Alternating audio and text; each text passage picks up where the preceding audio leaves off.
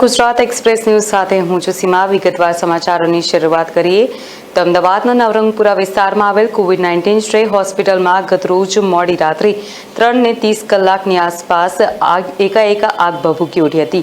આગમાં કોરોનાના દર્દીઓ પૈકી 5 પુરુષ અને 3 મહિલાઓ સહિત 8 દર્દીઓના મોત નીપજ્યા છે, જ્યારે અન્ય 41 જેટલા દર્દીઓને એસવીપી હોસ્પિટલ ખાતે ખસેડવામાં આવ્યા છે। આગ શોર્ટ સર્કિટને કારણે લાગી હતી, જોકે ફાયર વિભાગ આ અંગે તપાસ કરી રહ્યું છે। હાલમાં હોસ્પિટલની બહાર પરિવારજનો અને પોલીસ વચ્ચે ઘર્ષણનો માહોલ સર્જાયો છે, જ્યારે સંપૂર્ણ હોસ્પિટલને ખાલી કરી સીલ મારી દેવાયું છે।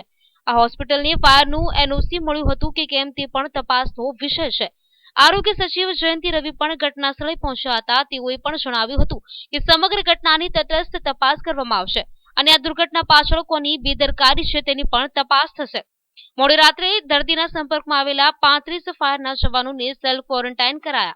સવારે 3:30 ફાયર વિભાગને આગ લાગ્યાનો ફોન આવ્યો હતો। ત્યારબાદ ફાયરના additional chief officer Rajesh Bhatt સહિત 35 જેટલા ફાયરના જવાનો અને 18 ગાડીઓ ઘટનાસ્થળે પહોંચી હતી। આ તમામ જવાનો હાલમાં સેલ્ફ ક્વોરન્ટાઇન થઈ ગયા છે। ફાયર વિભાગનું કહેવું છે કે અમે દર્દીના સીધા સંપર્કમાં આવ્યા હતા, જ્યારે હોસ્પિટલમાંથી 41 દર્દીઓને અત્યારે એસવીપી હોસ્પિટલને ખસેડવામાં આવ્યા છે। हालમાં आखिर श्री हॉस्पिटल में खाली कर देवामां आवी छे। और हमने फायर एंड बर्न प्रिवेंशन काम पे बहुत काम किया है। गुजरात सरकार और अहमदाबाद म्यूनिसिपल कॉरपोरेशन को हमने इससे पहले कई बार श्री मिलिंद शाह के मदद से एक बहुत ही बड़ी पैमाने पर इतने आवेदन पत्र दिए और ऐसी हमने ऑफर की है कि आग लगे ही ना, आग लगे उसके बाद क्या करें, आग लगे तब फायर सेफ्टी की ज़रूरत पड़ती है, लेकिन आग लगे ही ना उसके लिए क्या किया जाए। उसी मामले में हमने बहुत काम किया, बहुत ऑफर की, लेकिन गुजरात की गवर्नमेंट ने, ना तो अहमदाबाद म्यूनिसिपल कॉरपोरेशन ने और फायर डिपार्टमेंट ने अभी तक हमारी मदद ली है। हम इस मदद को बिना पैसे किसी शर्त के देना चाहते हैं और हेल्प करना चाहते हैं। किसी बिल्डिंग में अगर हमारी ये ट्रेनिंग हो जाए और लोगों को हम बताएं कि ये किस तरह से आप आग से बच सकते हो, तो उस बचाव के लिए, इस मुहिम के लिए हमें कोई चार्ज नहीं करना है, ना हमें पॉलिटिक्स करनी है। हमें इतना ही करना है कि लोगों की जान बचे। इस समय जब कोरोना की महामारी की वजह से इतने सारे लोगों की जान जा रही है, उसमें भी सरकार जो है वो आंकड़े छुपा रही है। उस समय ये सबसे ज़रूरी बनता है कि ऐसी घटनाएं न बने। इस मामले में अगर स्वास्थ्य मंत्री जो है अगर दिल से सोचते तो ये घटना बनती ही ना।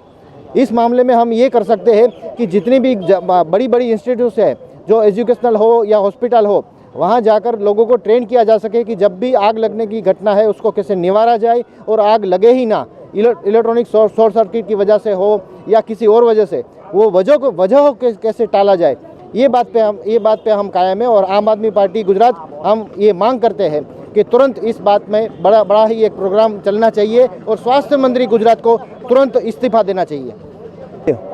हॉस्पिटल को जो फायर सेफ्टी के साधन होना चाहिए और फायर सेफ्टी का लाइसेंस होना चाहिए, मेरी जानकारी के हिसाब से इनके पास लाइसेंस भी नहीं था और फायर सेफ्टी के साधन थे वो बंद हालत में थे। तो हॉस्पिटल के संचालकों ने तो बेदरकारी की है। साथ साथ में अहमदाबाद म्यूनिसिपल कॉरपोरेशन की, जिसकी जवाबदारी है कि फायर सेफ्टी का लाइसेंस है कि नहीं, फायर सेफ्टी के साधन है कि नहीं, और साधन अगर है तो वो चालू हालत में है कि नहीं, उनका जो प्रत्येक वर्ष जो सुपरविजन होना चाहिए वो हुआ है कि नहीं, और नहीं हुआ है तो उसके लिए कौन जिम्मेदार है। आज आप बिल्डिंग देख रहे हो, प्रथम दृष्टि से बिल्डिंग में ऐसा लग रहा है कि इसका चौथा माल गैरकायदेसर बनाया हुआ है। इसकी जो लिफ्ट की जगह दिखाई दे रही है वो गैरकायदेसर से, मार्किंग की जगह में कैंटीन बना दी है।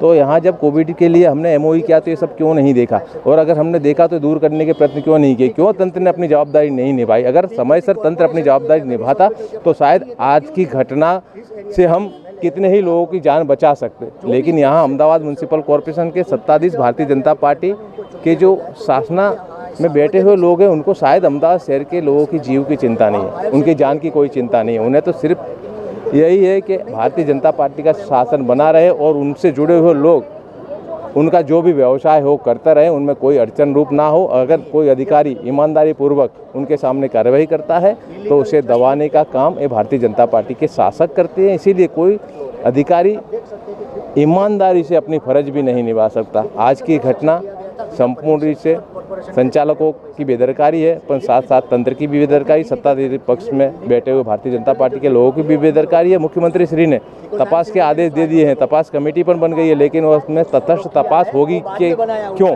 क्योंकि यह इस हॉस्पिटल के संचालक भारतीय जनता पार्टी के एक आगेवान हैं।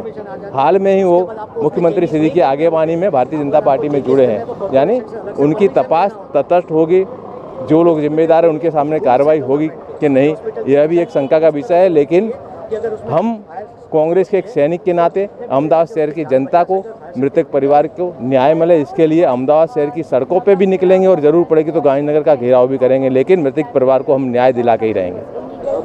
आश्वासन के तौर पर जो दर्दी मरे हुए हैं या घायल, उनको सरकार की तरफ से जो मुआवजा दे रहे हैं, उसी के अंदर आपको क्या कहना? हाल में ही प्रधानमंत्री ने 2 लाख मुआवजा की बात की, लेकिन मैं आज आपके माध्यम से देश की और शहर की जनता को कहना चाहता हूँ कि कोई भी व्यक्ति की कीमत पैसा से तुलना नहीं कर सकते। सबसे पहले तो मृतक परिवार को न्याय मिले और आने वाले समय में गुजरात सरकार, अहमदाबाद म्यूनसिपल कॉरपोरेशन में बैठे हुए जवाबदार लोग मृतक के प्रत्येक परिवार को 21-21 लाख रुपया दें, ऐसी कांग्रेस पक्ष की मांगनी है।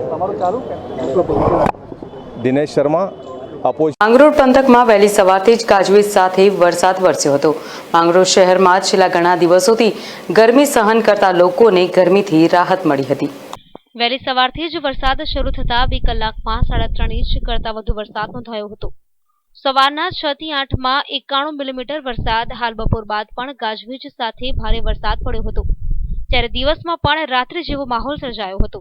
ત્યારે વહેલી સવારના 6 થી સાંજના 4 વાગ્યામાં 121 મિલીમીટર વરસાદ પડ્યો, તેમ કુલ સિઝનનો વરસાદ 588 જેટલો નોંધાયો। માંગરોળ, માનખેત્રા, હુસેનાબાદ, આરેણા, મકતુપુર, શેરિયાત, સાપુર સહિતના ગામોમાં વરસાદથી લોકોને ગરમીમાં રાહત થઈ હતી, ત્યારે હજુ પણ કાળા ડિબાંગ વાદળો છવાઈ રહ્યા છે।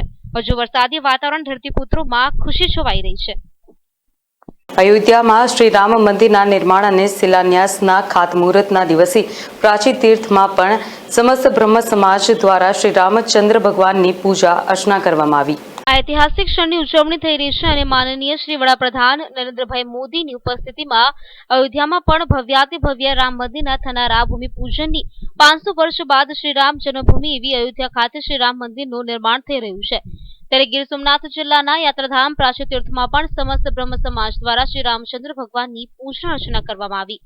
તેમાં દિવાળી પર્વ જેમ ભારે ઉત્સાહપૂર્વકની લાગણી વ્યક્ત કરીને ઉજવણી કરવામાં આવી। જૂનાગઢના ઉપલા દાતારની પર્વત પર આવેલી ધાર્મિક જગ્યામાં ધોધમાર વરસાદ વરસ્યો। બપોરના બાદ પડેલા ભારે વરસાદથી ચારે તરફ પાણી અને નયનરમ્ય નજારો જોવા મળ્યો। જૂનાગઢના ઉપલા દાતાની પર્વત પર આવેલી ધાર્મિક જગ્યામાં ધોધમાર વરસાદ વરસ્યો હતો। બપોર બાદ પડેલા ભારે વરસાદથી ચારે તરફ પાણી અને નયનરમ્ય નજારો જોવા મળ્યો અને નદી નાળા કૂવામાં નવા નીર આવ્યા હતા। વિલિંગણ ડેમ ફરી પાછો ઓવરફ્લો થયો। પાકિસ્તાન દ્વારા પોતાના નકશામાં ગુજરાતના અનેક સ્થળોને પાકિસ્તાનના નકશામાં દર્શાવતા આમ આદમી પાર્ટી દ્વારા ઉગ્ર સૂત્રોચ્ચાર સાથે ભારે વિરોધ પ્રદર્શન કરવામાં આવ્યું। आज जो खामाखा 4 रास्ता पे जो पुतला दहन का था, क्या हुआ? आज ये जो हिंदुस्तान के अंदर बाकी मुल्क जो है और उसमें खास चाइना और पाकिस्तान आज जिस तरह से इस देश के ऊपर एक दमन वाला एक जो राजनीतिक बनाना चाह रहा है, उसके सामने हमारा विरोध है।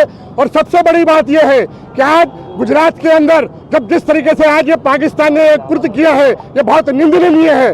और मैं यहाँ से आपके माध्यम से निवेदन करता हूँ कि सरकार को इसके सामने कड़े से कड़ा कदम उठाना चाहिए।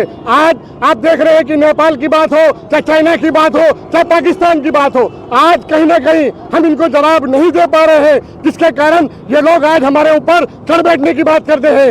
आज जिस तरीके से हमारे गुजरात के सीएम आज देश के पीएम हैं, आज हमें इस बात का गर्व था कि हमारे देश के अंदर जब सुरक्षा की बात हो, हमारे देश की बॉर्डरों की बात हो, तो उस पर हमारी फतेह होगी। लेकिन आज उल्टा हो रहा है। जैसा कि इन्होंने जायरात की थी कि हम 56 की छाती वाले देश की सुरक्षा के लिए, आज क्या कर रहे हैं आपके सामने ये बात है।